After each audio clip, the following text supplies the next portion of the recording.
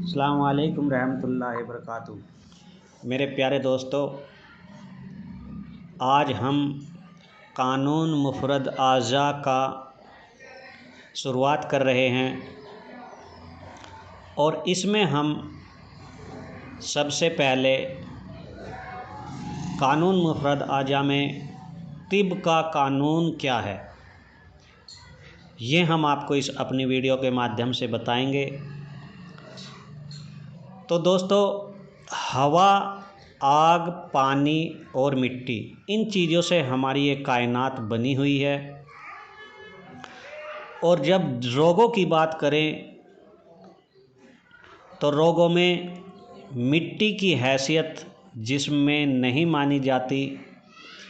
तिब के कानून मुफरद आज़ा में केवल हवा, आग, पानी, इन्हीं तीन कैफियत में इस कायनात के अंदर ऐसी होती हैं, अगर कोई एक कम हो जाए तो इंसानी ज़िंदगी तंग हो जाती है। जैसे हम हवा के बारे में आपको बताते हैं, हवा अगर कम हो जाए तो इंसान परेशान हो जाता है। अगर हवा बिल्कुल बंद हो जाए तो इंसान का जीवित रहना भी नामुमकिन हो जाता है। इसी तरह से आग हरारत पैदा करती है, यानी हरारत का रहना भी दुनिया में बहुत ज़रूरी है। सूरज जो फसलों को पकाता है, गर्मी पैदा करता है, रोशनी पैदा करता है, अगर ये ना हो तो ज़िंदगी गुजारना नामुमकिन है। इसी तरह से तीसरी चीज़ है पानी। पानी भी दुनिया में रहना बहुत ही ज़रूरी है, इसके बिना ज़िंदगी नहीं चल सकती। इसी तरह से तीन अरकान पर हम गौर करें तो 6 किस्म की कैफियत पैदा हो जाती है। हवा स्याही और अंधेरा फैलाती है। तुमने देखा होगा जब आंधी आती है बहुत ज़्यादा तो अंधेरा छा जाता है, यानी कि काला हो जाता है, स्याही हो जाती है। इसलिए हवा स्याही और अंधेरा फैलाती है। जैसे हमने बताया है, आंधी आ जाती है, हवा तेज़ चलती है, आंधी हवा, तो उसमें अंधेरा छा जाता है। हवा का दूसरा काम है खुश्की पैदा करना। तो इसका जो दो कैफियत बनी, स्याही और खुश्की, ये हवा का काम है। आग यह हरारत पैदा करती है, दूसरा काम इसका रोशनी फैलाना है, यानी कि गर्मी पैदा करती है और रोशनी फैलाती है। जैसे सूरज निकलता है तो गर्मी भी पैदा होती है और रोशनी भी फैलाती है। इसी तरह से पानी भी इसी तरह से तरी और सर्दी पैदा करती है।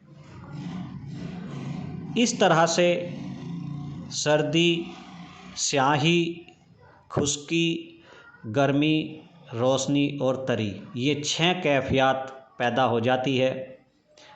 यही कानून है और यही कायनात का कानून है और यही हमारे जिस्म का कानून है।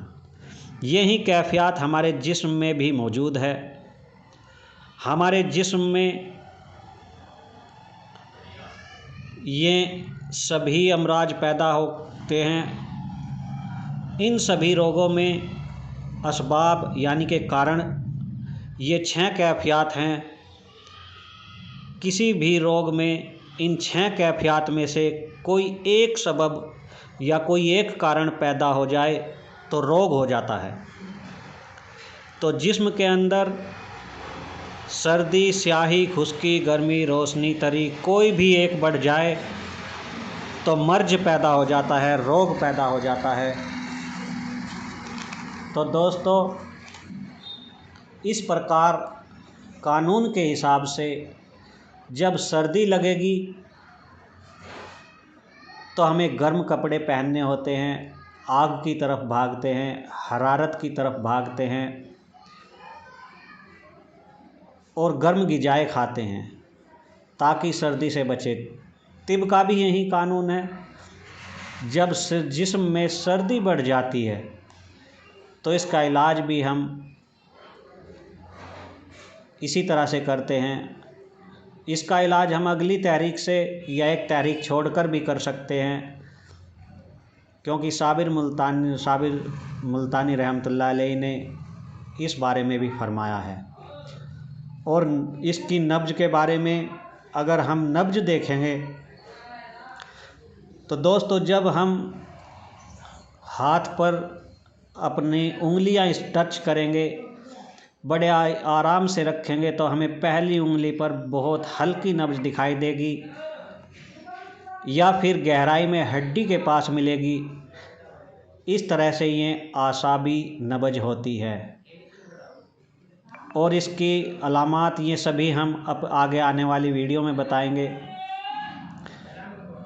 तो दोस्तों, जब जिस्म में स्याही यानी कि अंधेरा बढ़ जाए तो रोशनी से इलाज, कुछ हुक्मा रोशनी से इलाज करते हैं और कुछ अगली तहरीक से इलाज करते हैं। जो कानून के मुताबिक है वो आप अगली तहरीक से भी कर सकते हैं और कुछ हुक्मा अगली तहरीक, सामने वाली तहरीक से भी करते हैं। और जब जिस्म में गर्मी बढ़ जाए तो इसका इलाज कोई सर्दी से करता है, कोई सामने वाली तहरीक से करता है, यानी कि अगले वाली तहरीक से भी करता है। तो दोस्तों, ये सभी चीज़ें हम आगे बताएंगे। जब रोशनी जिस्म में बढ़ जाए तो कोई इलाज अगली तहरीक से करता है, सामने वाली तहरीक से करता है। ये सभी हम कानून में अब आगे आपको बताएंगे। तो दोस्तों, हमारे जिस्म में 3 मुफरद अज़ा हैं, 3 मुफरद अज़ा हैं जिसे हम दिल, दिमाग और जिगर 3 पर मुश्तमिल है। जिगर को हम, आसाब को हम, दिमाग को हम आसाब कहते हैं और दिल को उजलात और जिगर को गुदुद कहते हैं। दिमाग की जो खुराक है वो बलगम है और दिल की जो खुराक है, कल्ब की जो खुराक है वो सदा है और जिगर की जो खुराक है वो गर्मी है। तो दोस्तों, उम्मीद है कि आप तिब का कानून जान गए होंगे। इसी तरह से हम आगे अब वीडियो में बताएंगे। तो उम्मीद है आप हमारे चैनल को सब्सक्राइब करेंगे, शेयर करेंगे और अपने दोस्तों तक भी फैलाएंगे, जिससे तिब का कानून समझ सके और कानून को सीख सके। कानून मुफरद आजा क्या है, हमारे प्यारे साबिर मुल्तानी रहमतुल्लाह अलैह का ये कानून है, कानून मुफरद आजा, जो उन्होंने इनकी सबसे पहले तशरीह की है। तो दोस्तों, चलते हैं, मिलेंगे नेक्स्ट वीडियो में। अस्सलाम वालेकुम रहमतुल्लाहि व बरकातुहू।